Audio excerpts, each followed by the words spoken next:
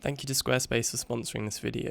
Whether you're in need of a website, domain, or online store, make your next move with Squarespace. So, one of the most popular YouTube formats of the modern day, Reddit videos. You just sit there and react to something that's maybe funny or interesting, and that's it. It just seems a bit too good to be true. And this is something which I can't say I ever foresaw myself making. But, given the unmentioned circumstances, I thought maybe it could be the perfect time to do something a bit more lighthearted and potentially fun. So today, we're going to be browsing through some film photography memes, starting with the subreddit r/analog memes. 12 exposures, 6 are awesome. 36 exposures, 6 are awesome. 2,000 plus exposures, 6 are awesome. You guys are getting awesome shots? Haha. Get it? So relatable. A bridge I'm willing to die on.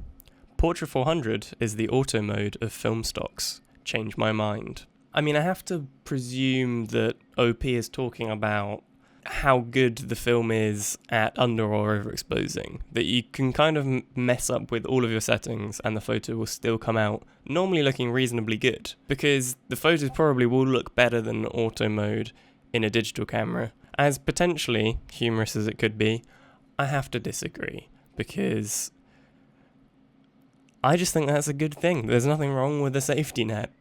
How I expose over the sprocket holes. Oh wow. That is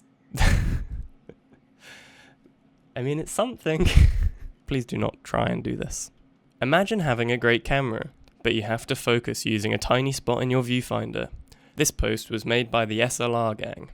I mean, as a member of Rangefinder gang, I have to say, I'm slightly disappointed.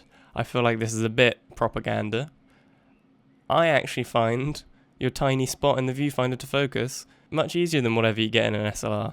So maybe I need to start making my own propaganda for the Rangefinder gang. What gives people feelings of power? Money. Status.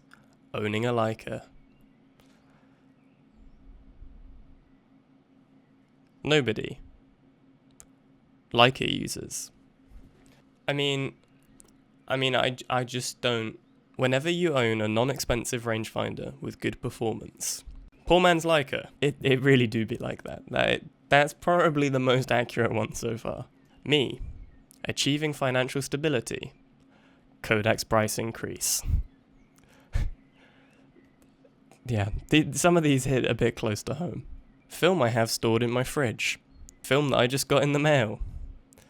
Yeah, I have to say, I've got some very neglected rolls from quite a long time ago. I've still got a roll from like 4.5 years ago when I first bought my Mia 7, and it came with a roll of Agfa Scala, and it's lived in the fridge for 4.5 years. And I at this point, I think it's just going to stay there. Wake up. Come on, snap out of it. Please, if you can hear my voice, it's no use. He's in a deep coma. We can sell his film cameras. I think that's probably the best one so far. And I think on that high point, we're going to move over onto another subreddit called analog circlejerk, which I'm expecting to be slightly different, but the same kind of vibe. She pulls up in this. What you do? I can't believe that this is like an actual real thing. It's strange, to say the least. However, if Kodak made real stilettos like this, maybe I'd cop. I only shoot the rarest of tones. I mean, in the current climate, that's probably worth more than portrait. What do you guys think of this crop? The foreground was pretty distracting, so I wanted to hone in on the subject. That one's pretty good. Drone tones. I've always wanted to rent a cherry picker for the day, like a scissor lift, to take some photos on 8x10 from like a really high angle. And this would be so much better. I've always thought about it, but I can't believe someone actually did it. Fuji greens or portrait beans?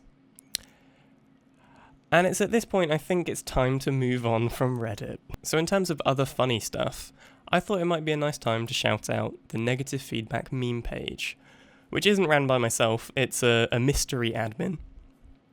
And they create pretty funny stuff, surprisingly frequently. So go and give that a follow if you haven't already.